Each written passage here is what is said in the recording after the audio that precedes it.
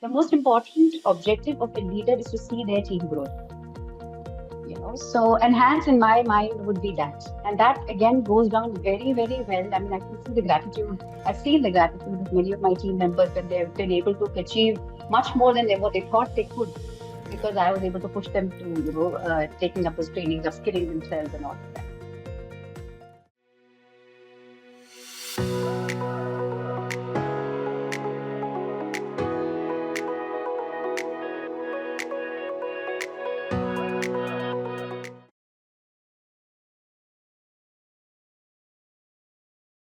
Hello, everyone, and welcome to FaceTime with Leaders brought to you by Directors Institute World Council of Directors. I'm your host, Tanay All, and in this series, we go beyond boardrooms and bottom lines to understand what truly shapes exceptional leadership. Today, I have the pleasure of sitting down with someone who exemplifies that very idea, Miss Harshita Nair, a dynamic professional, a sharp communicator, and a voice that consistently brings clarity to complexity. Thanks, Tanay, for the very complimenting introduction. Very glad to be here. Ma'am, what really stands out in your journey is how you've navigated leadership not just with strategic foresight, but with a communication style that connects people across levels. And today we're diving right into that how communication can become a true leadership tool, especially in a world that's more connected yet more distracted than ever. Sure, looking forward to that conversation today. Ma'am, so for our audience tuning in, leaders, aspirants, change makers, I hope all of you stay with us as we explore leadership through the lens of trust, narrative, and influence right here on FaceTime with Leaders. So, not wasting more time and getting to our first question, ma'am, we'd love to start from the beginning. Could you take us through your career journey just in your own words? Like what shaped your path, the moments that stood out, and how it all came together? We're all ears. Thanks. That actually opens up a lot of words that will come out of my mouth because it's been a career for of more than 2 decades. I've been in the communications field now for almost 22 years. I've held roles in communication, leading roles, started off, of course, on the executive at the executive level, handling all aspects of communications for companies in the primarily in the technology sector, but also I've worked for insurance companies. I've worked also for healthcare companies. So I come with a broad perspective on what communications can do for different industries, how companies can leverage communications, branding, positioning, and so on and so forth to help create a favorable image, because when it comes to actually growth, it comes to profitability, all these things dive back or dovetail into what a company is perceived as in the market. So that's where I'm at. I think communications for me started very early in my life.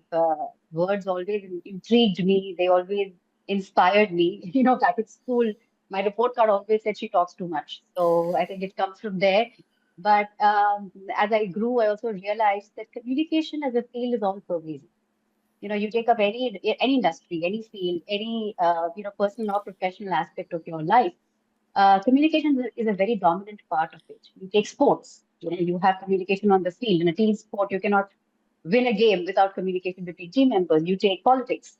The best politicians, the most successful politicians or governors or leaders of a country are the best orators, right?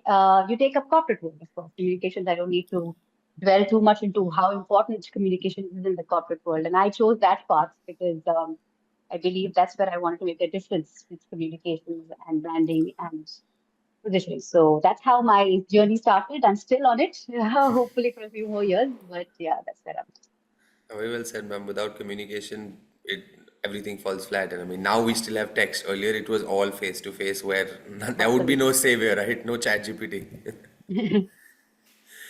Ma'am, when we talk about leadership, it's often the calm moments that get highlighted, but it's really in the storms where true leadership is revealed. The pandemic was uncharted territory for so many, and I can only imagine the pressure of handling crisis communication at that scale.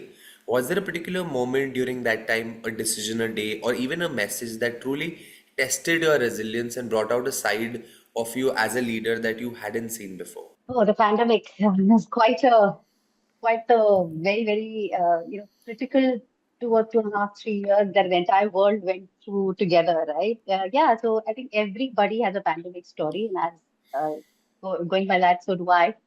In a nutshell, I think the pandemic for me was the defining moment where I realized that there's another aspect very closely related to communication, which is equally and perhaps in some cases more critical than communication, which is connection. So, by virtue of the role that I was playing at the time, during the pandemic, with the organization I was part of, I was in charge of internal communications, employer branding, employee relations, and so on and so forth. So by virtue of that, automatically, when the pandemic hit, my team and I became the central source of truth for employees. I mean, there was so much of anxiety, there was so much of worry, there was so much of support that employees needed, not just, psychologically or mentally, but even physically, from things like, providing medical assistance to them and their, old parents in some cases, young children in some cases, and my team and I became like the central team that people would reach out to, that the employees would reach out to from that organization. And I could feel the relief, the actual assurance in the voices when we spoke to these people. We ran the ER team, which is the emergency response team. During that period, we were the channel through which all official communication went, right from, what the workspace is looking like, what is work. Um, right down to what are the policies that are going to change during this period. So, we became their sort of, Bible to know how to manage this entire period. And that, led me to believe, or rather, concretized my belief that great communication does come or does start with connection. And that's where I felt it. And my team and I was, it's a huge sense of gratification when employees tell you, thank you so much for telling me this. Thank you so much for the guidance you're giving. And all that happened because, by default, it was our roles to communicate to them and to keep them, keep their spirits up, keep them, or let them know that, you have an organization here that's backing you up. So the pandemic, yeah, was a defining moment where I think, like I said, firmed my belief or finalized or absolutely cemented my belief that great communication begins with connection. Yeah, I think there was a very different time where a lot of people realized what actually works for them and in all different kinds of ways. Right? Absolutely. Yeah. Ma'am, when we talk about building a company's brand, it's so easy to think outward, right? Campaigns, customers, market perception. But what truly stands out in your journey at Subex is how you turned the lens inward and built a brand that your own people believed in. I mean, lifting Glassdoor ratings so significantly, there's real trust behind that. So, what's your secret to turning employees into your most powerful brand ambassadors? In fact, you took the words right out of my mouth today. Employees are your biggest brand ambassador. Unfortunately, and I've worked with enough organizations to, realize this, many organizations oversee this or overlook this, or they underestimate the power employees have. In many cases, employees themselves don't know the power they hold, actually. When you look when it comes to branding and when it comes to marketing of an organization, you know, everybody knows marketing is a paid effort, right? You pay for a campaign, you run a campaign, you promote, your product differentiation, you capitalize on what different you're offering from your competitors. But everybody knows those are curated stories, those are narratives that are built with a lot of strategy, with a lot of thinking. Your employees, when they speak about you, they don't think, they don't strategize. They don't have a brand book that they, follow. So they are actually your hidden, most powerful ambassadors. When they talk about where they work in which organization they work for, in their social gatherings, with their parents and family at home, that is a branding that you will not get no matter how many dollars or rupees you pay, right? So, I've noticed that many companies, people they get so caught up in the whole marketing strategy or business growth and expansion plan that they overlook this part. When I joined Subex to lead their employer branding, this is what I noticed, and I try to change the mindset of a lot of my peers, my leaders, to help them emphasize the importance, or rather emphasize the importance of employer branding for them, and also to help them realize that they need to invest in this aspect of communications and branding as well. I can give you an example. I was when I was with Subex. In fact, I was also part of, or rather, I led the initiative of creating the culture of the organization. And as if we are in the context of boardroom meetings and all of that, the vision, mission, and values of a company are the cornerstones of the culture that we drive. And culture is not just about what benefits you're giving your employees, or how flexible the policies are, or how open the culture is in terms of conversations. It's also about how you approach product strategy. It's also about how you approach competition. All that actually falls under the purview of culture. And I was part of the team that built that entire culture roadmap for this organization. The example I wanted to call out here about, just to highlight how important employees and the whole culture aspect is that the same organization I worked for twice. One was way back very, many years ago, and there their culture posting was at an all-time high. So much so that it's also, of course, was a factor of the the point that they were world leaders in the product that they were delivering.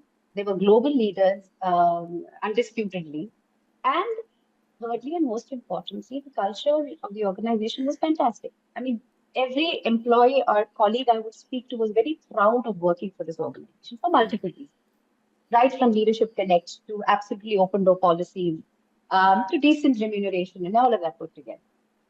Cut to about 15 years ago when I went back to the same organization, and I realized that this was not even the organization I worked at, because the culture had completely gone down the drain. And there was bitterness, there was animosity, there was a lot of anxiety.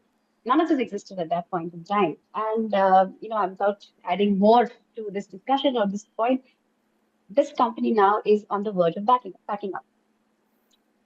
Now, you can argue and say that there were multiple factors that contributed to this downfall, but culture definitely played a very, very significant role.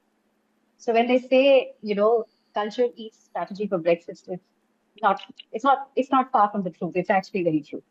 So culture comes from employees, from leadership, and managing that entire ecosystem of an organization, which is a very, very, very dominant part of even corporate governance, if you look at it. So yeah, it was quite a learning experience for me as well, and also I hope to carry that learning into the future opportunities and roles I take up. So Yeah, and I think all our listeners also will really appreciate that and understand that why, like you said, culture is so very important. We often ignore it and keep absolutely, looking outwards.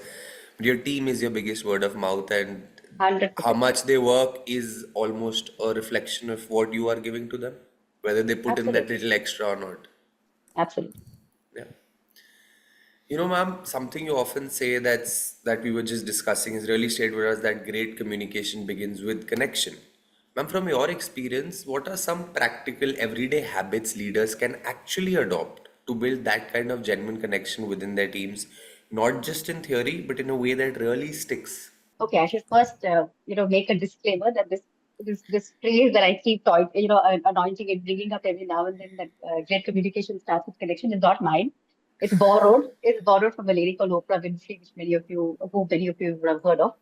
So it's from her, and I think, is an example. For me, she's an example of the greatest communicator who, establishes a connection so easily. So that's where it came from. So it's not mine. No, I'm not claiming any, stake on that.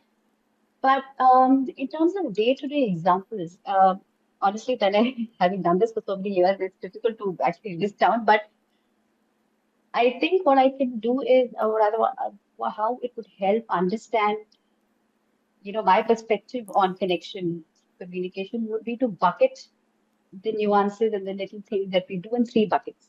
And to bucket these things in three categories, right? Engage, enhance, expose, and protect. Those three, right? So when I say engage, I mean, it's a great leader, a great people manager is someone who engages with their team or their peers or their stakeholders beyond just work.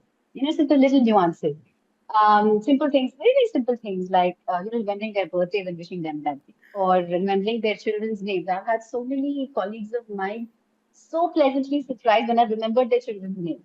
So it's engaging beyond just work, because work you do anyway. I mean, that's what you're there together in an organization for.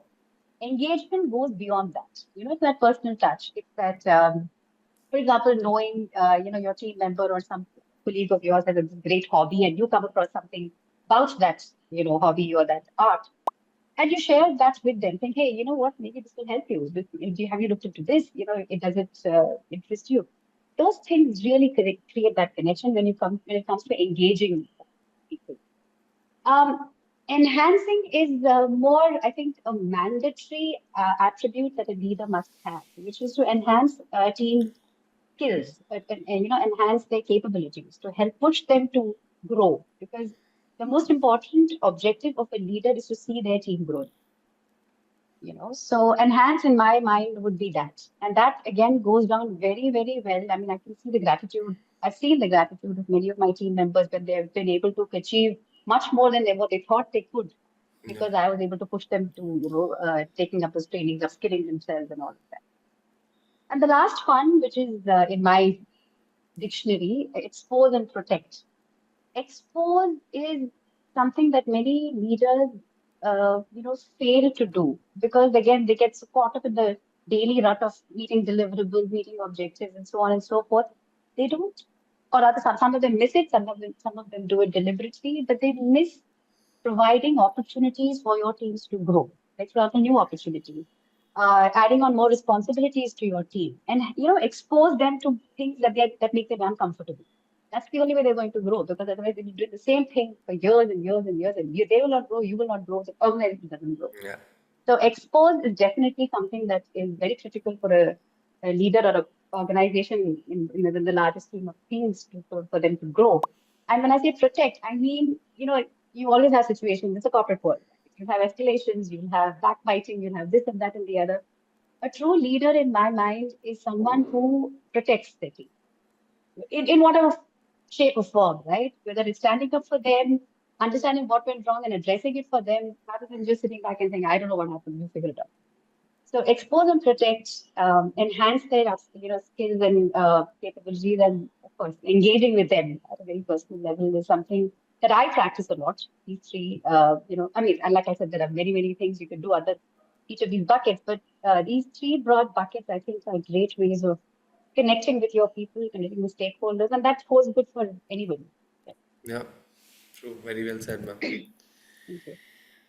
Ma'am, after everything you've built, led, and championed so far, what's next on the horizon for you? Like, we love to hear about what aspirations still excite you, both personally and, of course, in the boardroom, and what kind of impact you still dream of creating in leadership spaces. I'm so glad you asked that, Tanay, because I am actually at a juncture where I, want to, as they say, pay back, whatever I have learned, whatever I have gathered in my 2 decades of working in the corporate world.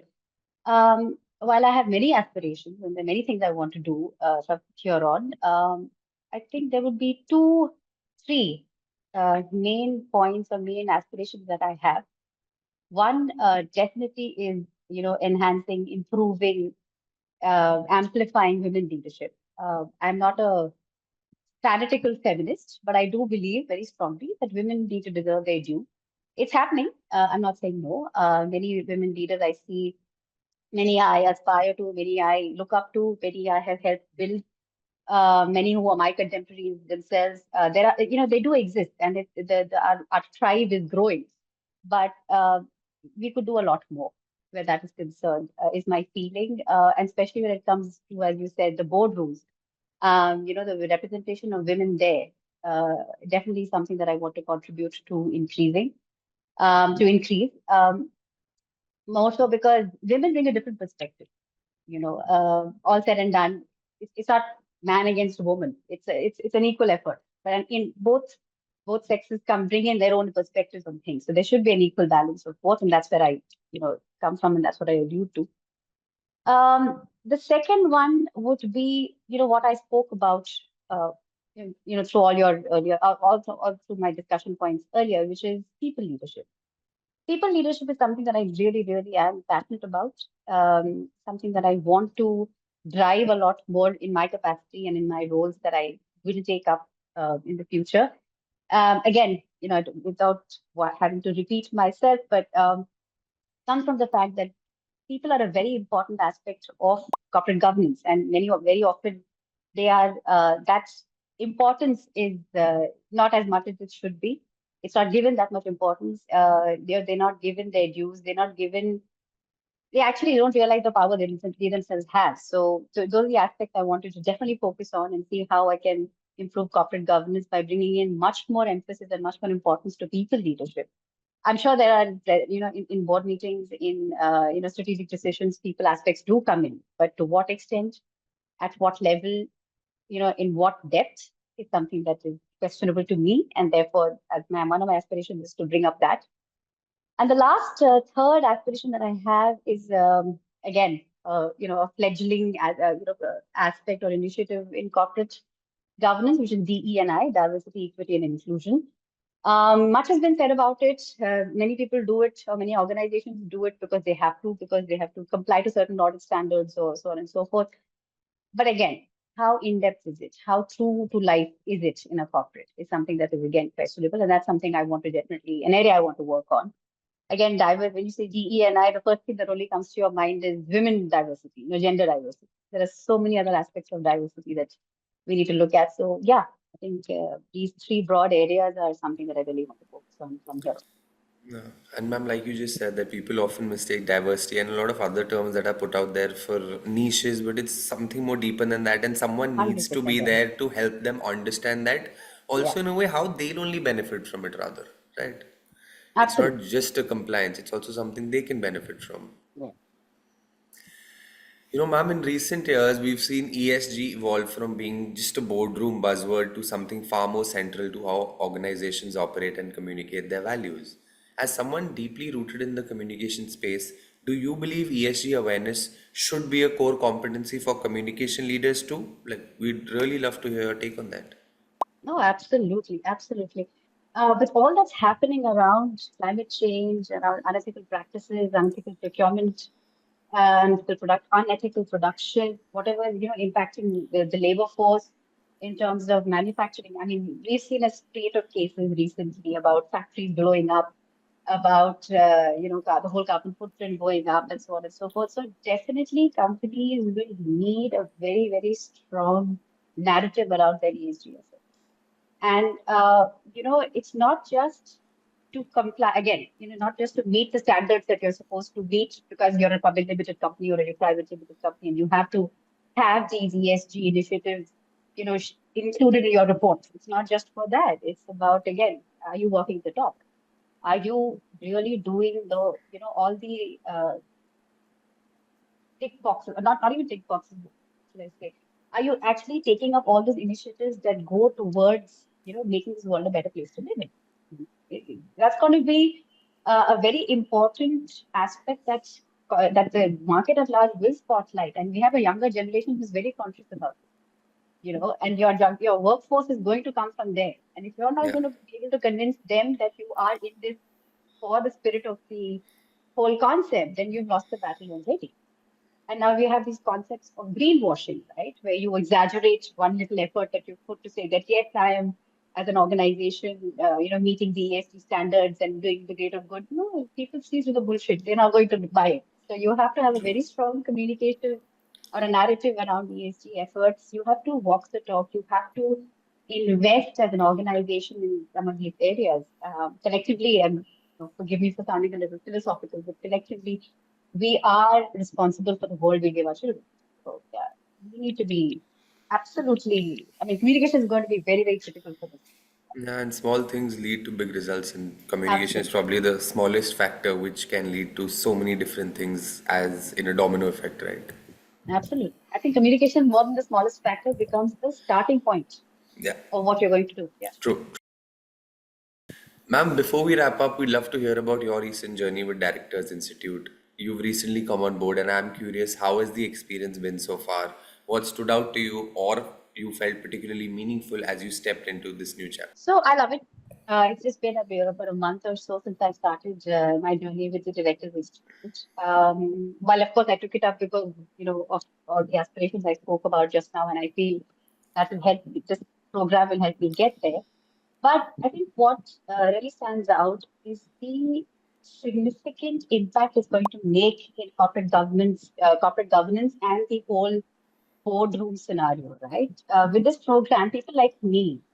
who actually have very limited experience in boardroom discussions or, being part of a board are able to, train themselves through this program to be part of those discussions and provide a different perspective.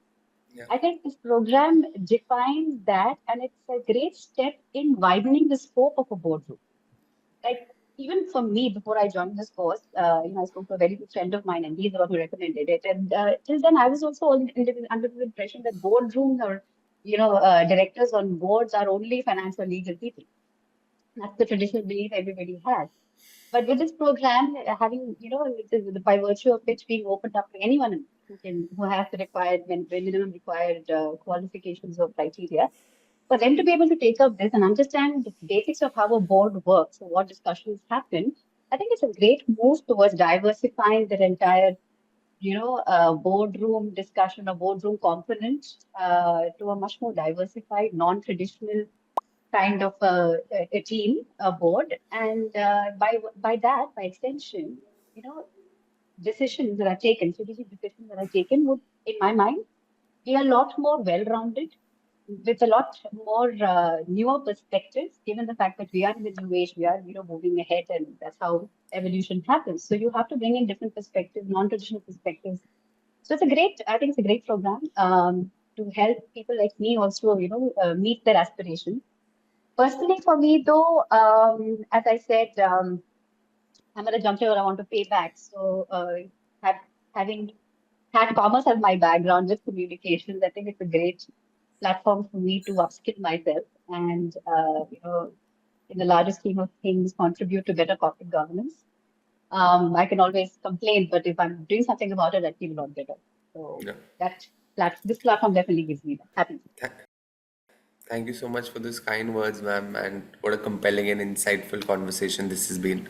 From your Thank you. career journey, ma'am, to leadership philosophy and those candid reflections on communications and purpose, you've truly given us a masterclass today. So thank you so much for joining us once again, ma'am. Thank you, Talay, and thanks for the opportunity. And to our audience, thank you so much for tuning in, guys. If today's episode sparked something in you, do share it, follow the show, and stay with us as we continue to bring you conversations with leaders shaping the boardrooms of tomorrow. So until next time, stay curious, stay inspired, and as always, have fun in your journey. Thank you so much.